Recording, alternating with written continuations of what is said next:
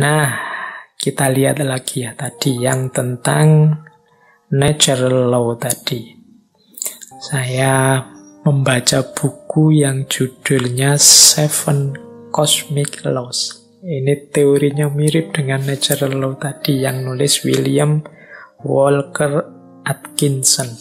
Saya jelaskan sebentar. Natural law versi para spiritualis barat ini. Nanti mungkin teman-teman ada kesempatan untuk membandingkannya dengan spiritualitas timur, termasuk mungkin juga spiritualitas Islam. Yo, malam hari ini kita belajar beneran. Siapa tahu ada kebijaksanaan spiritual dari barat yang bisa menggugah kita semakin jadi orang yang baik. Nah, Seven Cosmic Law. Ini sebelum masuk spesifik ke arah the law of attraction. Law of attraction itu salah satunya saja. Sebenarnya ada, kalau menurut William Walker Atkinson, ada 7 hukum semesta. Istilahnya kan kosmik. Jadi alam semesta ini ada 3 rumusan hukumnya.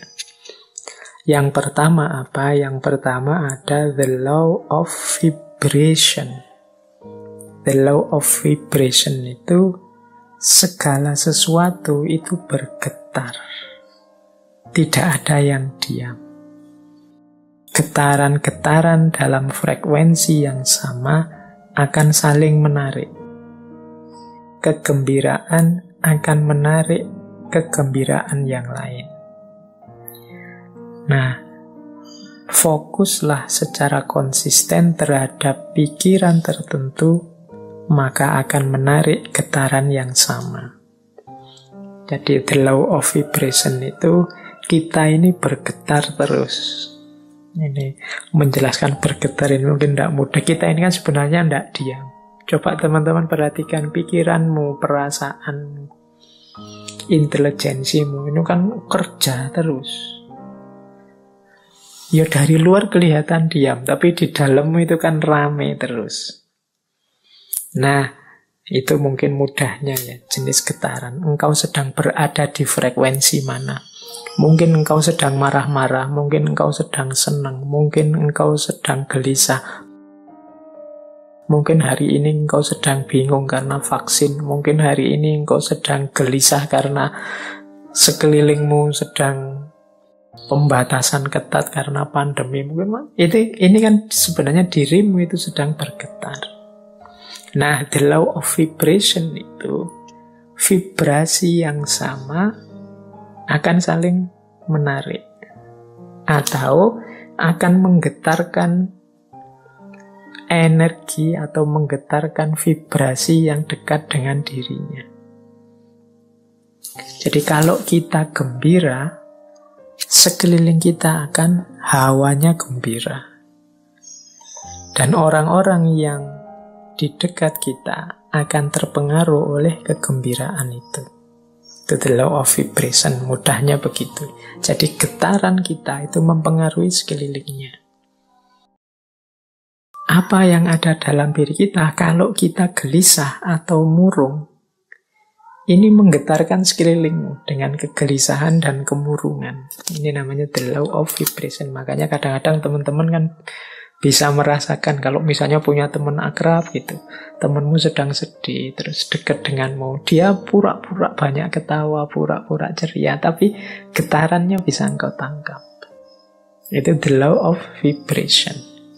Jadi getaran yang ada dalam diri kita itu akan menarik frekuensi yang sama dari yang ada di sekeliling kita.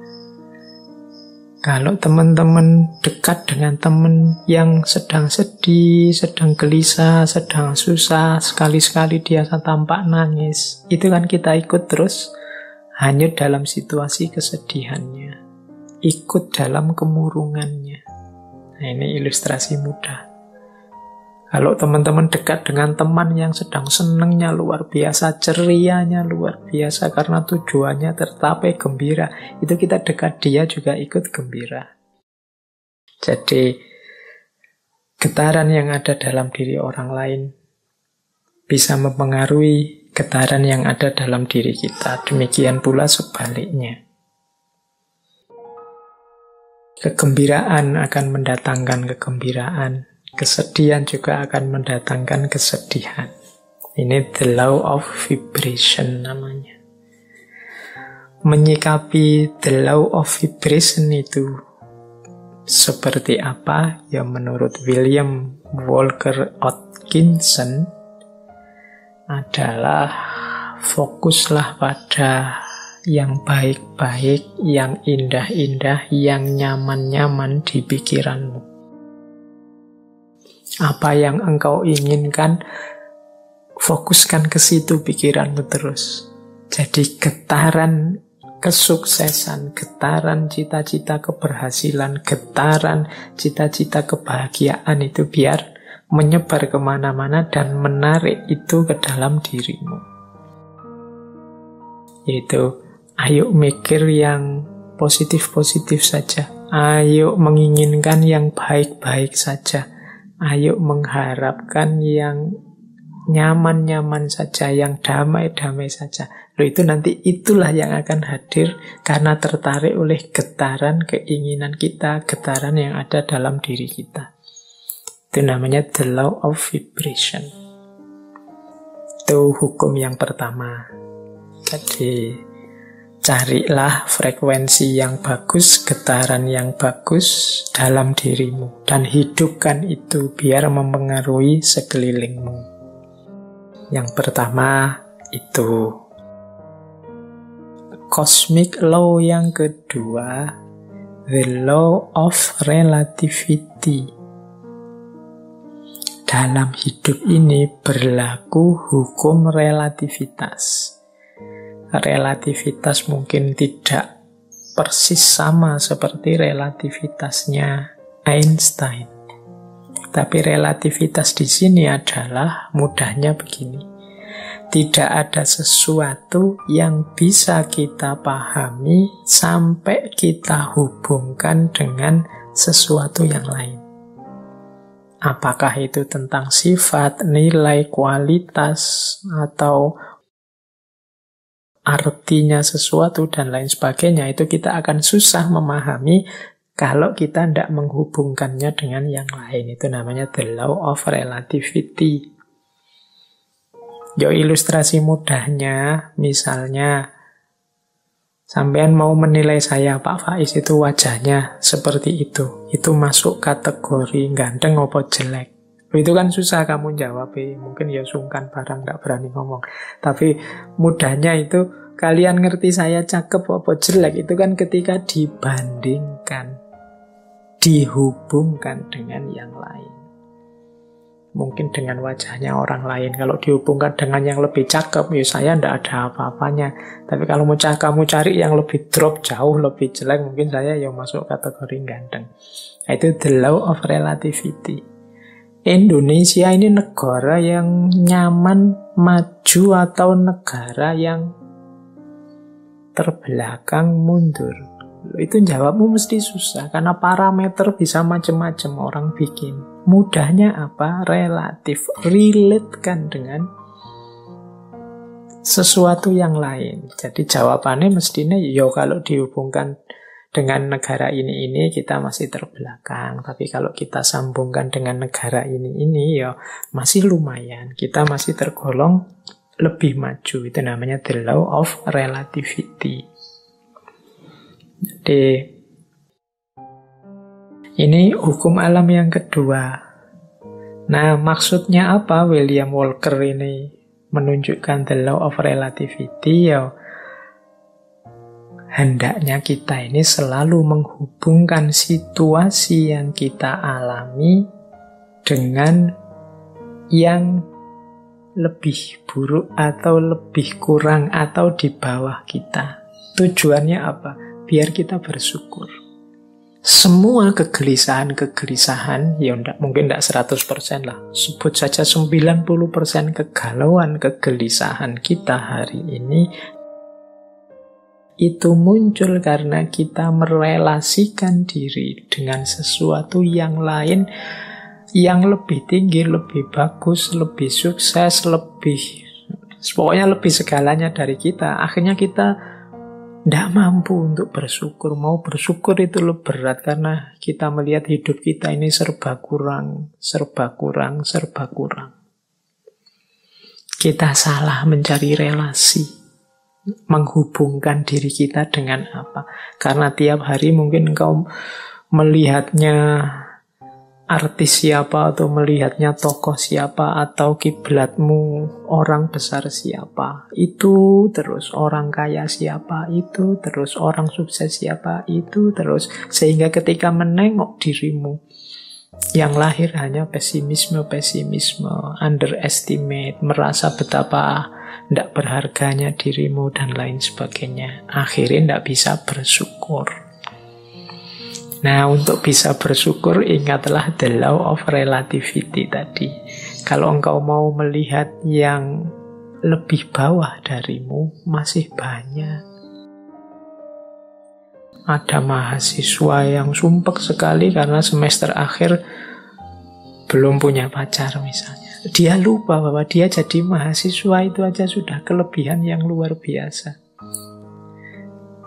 Benchmarknya mungkin temennya. Benchmark itu tempat dia mengukur, tempat dia merelasikan diri, itu temennya yang sudah punya pacar. Tapi dia lupa, dalam dirinya ada banyak kelimpahan, ada banyak kelebihan. Dia sibuk hanya satu kekurangan ini. Ini biasanya karena salah merelasikan diri. Akhirnya susah bersyukur. Nah, itu hukum alam yang kedua, law of relativity. Ayo, untuk banyak hal, ya tidak untuk semua hal ya, untuk beberapa hal, law of relativity ini kita pakai ya untuk yang baik-baik, sholat, ibadah, untuk tekun belajar. Nah, kita ambil yang level tinggi biar kita semangat untuk meniru yang baik-baik. Tapi untuk hal-hal tertentu kita ambil standar yang lebih di bawah kita, sehingga kita tidak lupa untuk bersyukur.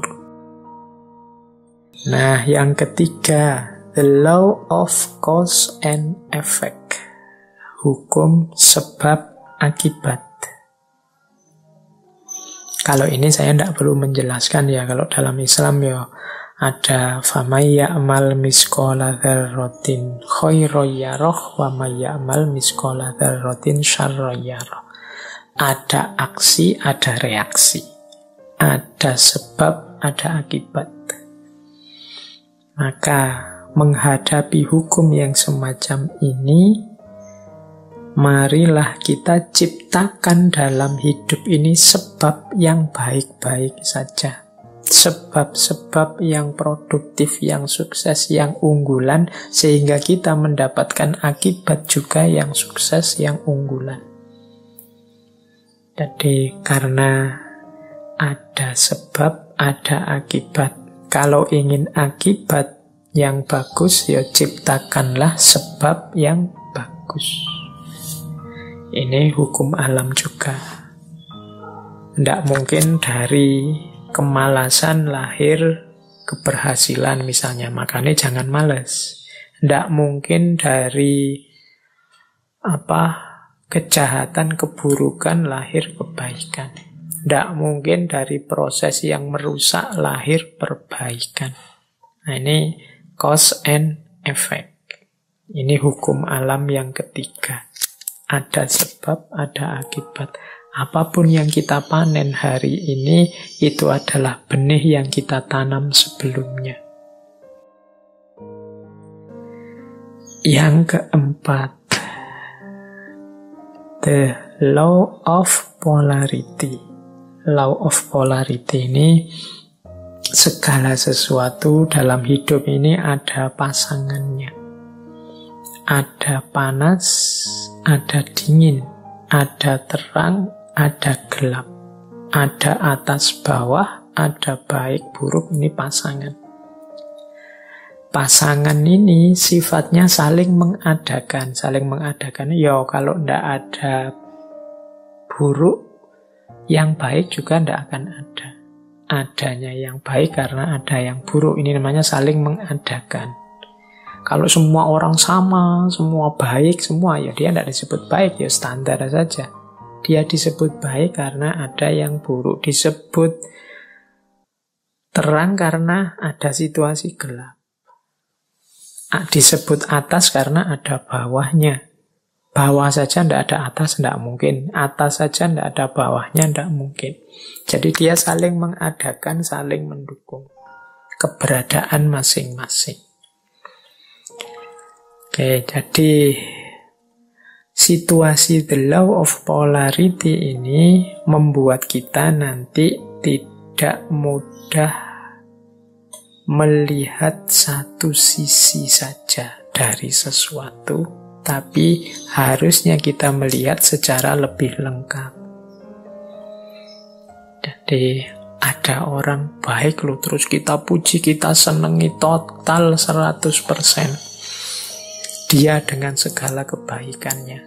Tiba-tiba dia melakukan sedikit atau satu keburukan. Runtuhlah kepercayaan kita yang darinya sangat cinta jadi sangat benci.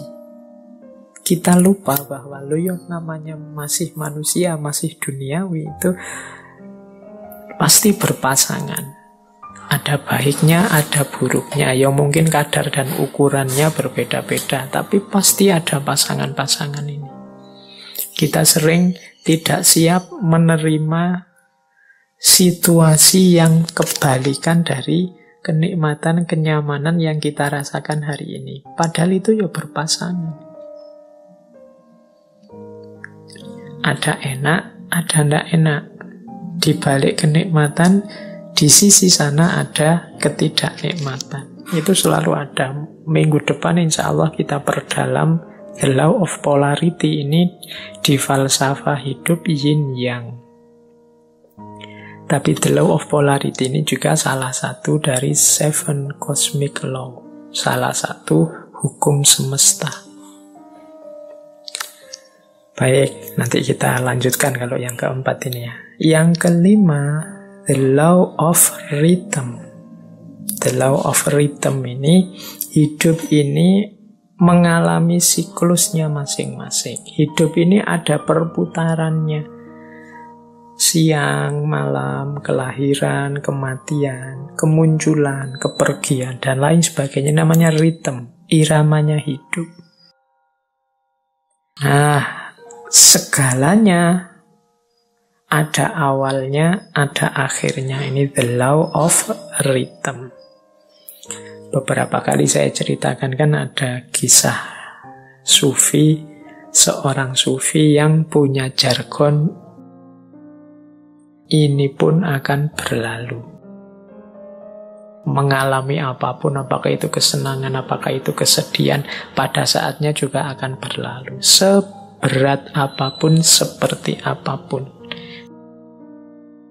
Termasuk pandemi ini, dia ada awal kehadirannya, pasti nanti ada akhir kepergiannya. Itu the law of rhythm. Jadi kalau kita mengalami situasi apapun, sadarlah bahwa situasi ini akan berakhir.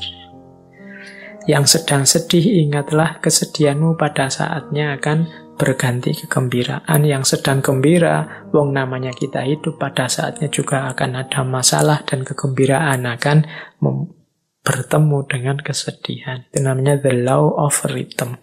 Hidup ini ada siklusnya. Yang sedang di bawah jangan putus asa, yang sedang di atas jangan jumawa. Karena kita ini berputar. Ini namanya the law of rhythm. Untuk the law of rhythm ini, insya Allah nanti minggu terakhir kita bahas dari perspektif filsafat Jawa. Cokro Manggilingan. Baik, kita lanjutkan.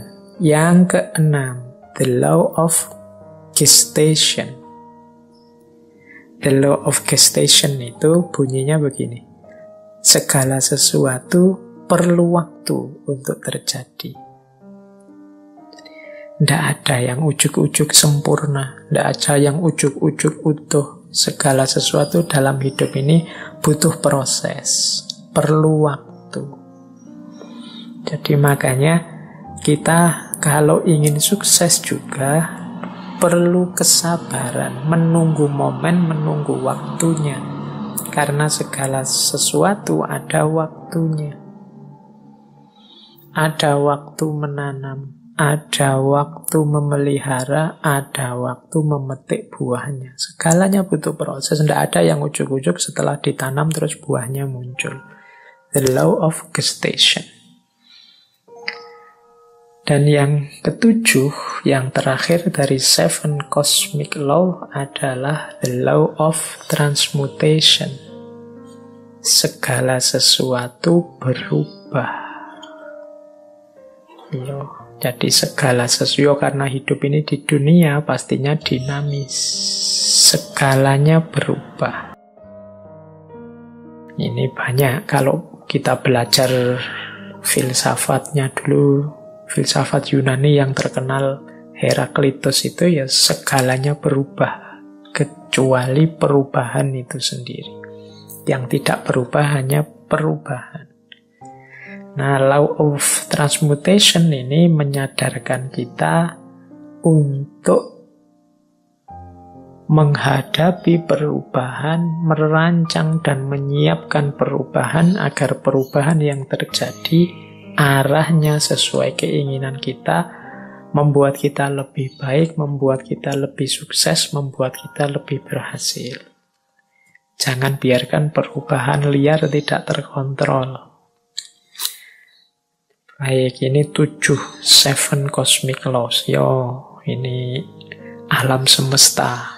Di level batinnya itu ada 7 mekanisme ini. Ini kalau menurut teorinya Walker Atkinson. Nah, ini pengantar untuk tadi kalau ada yang tanya, Pak, natural law tadi katanya law of attraction ini bagian dari natural law ya, karena kayak tadi unsur natural law yang law of vibration, kemudian law of cause and effect atau law of transmutation ini kan bisa mengimplikasikan law of attraction.